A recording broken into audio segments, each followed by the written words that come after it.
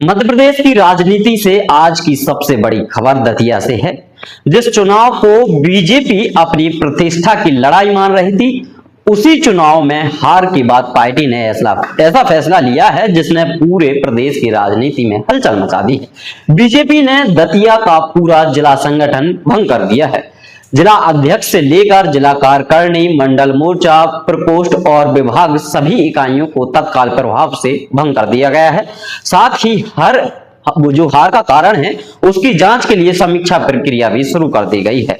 लेकिन सवाल यह है, क्या यह सिर्फ एक चुनावी हार की कार्यवाही है या फिर इसके पीछे संगठन के भीतर चल रही खींचातान और कथित भीतरघात की कहानी छुपी हुई है? आइए पूरी खबर को समझते हैं। सबसे पहले चुनाव परिणाम पर नजर डाल लेते हैं। दतिया विधानसभा उपचुनाव में कांग्रेस उम्मीदवार घनश्याम सिंह ने बीजेपी उम्मीदवार आशुतोष तिवारी को लगभग 6016 वोटों से हराकर सीट जो है बरकरार रखी। यह सीट पहले कांग्रेस के पास थी और उपचुनाव के बाद भी कांग्रेस ने इसे अपने कब्जे में बना रखा है।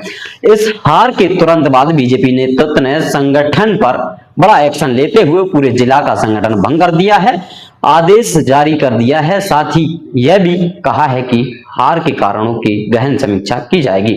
अब सवाल यह है कि आखिर हार इतनी बड़ी क्यों मानी जा रही है? दरअसल चुनाव से पहले ही दतिया बीजेपी में टिकट को लेकर भारी अगर ये कहें भीतरघात सामने आया था।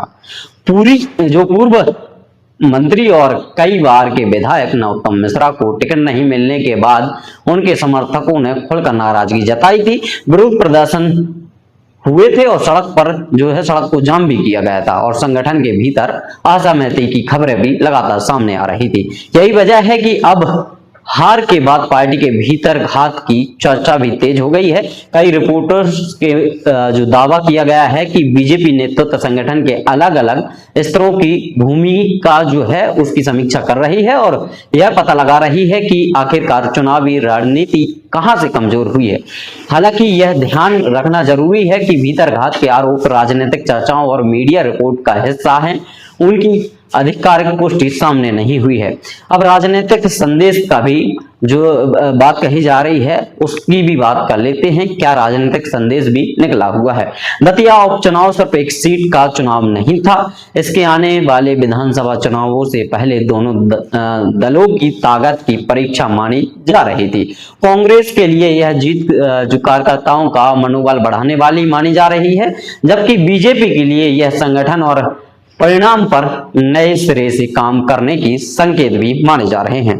अब सबसे बड़ा सवाल उस पे भी हम चर्चा कर लेते हैं क्योंकि जानना जरूरी है। दतिया हार हुई है और दतिया हार के बाद बीजेपी लगातार कार्यवाही में जुट गई है। क्या सिर्फ जिला संगठन बदल देने से हालात बदल जाएंगे या फिर पार्टी के बूथ स्तर से लेकर टिकट चयन तक पूरी रणनीति पर दोबारा विचार करना पड़ेगा? इसका जवाब आने वाले महीनों में ही मिल सकता है।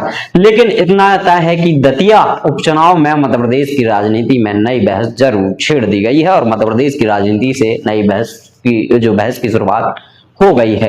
आपकी राय क्या है, हमें कमेंट सेक्शन में बताइएगा। क्या बीजेपी की हार की सबसे बड़ी वजह संगठन था, उम्मीदवार चयन था या फिर जो स्थानीय मुद्दे थे? अपनी राय हमें कमेंट बॉक्स में जरूर बताइएगा। आपको अगर ये विश्लेषण पसंद आया हो तो हमारे चैनल को फॉलो कर लीजिएगा। यूट्यूब पे देख रहे हैं तो सब्सक्राइब कर लीजिएगा। मिलते हैं किसी और वीडियो में, तब तक के लिए आप सभी को नमस्कार। मेरा नाम था सतीश और वीडियो अंत तक देखने के लिए आप सभी का शुक्रिया।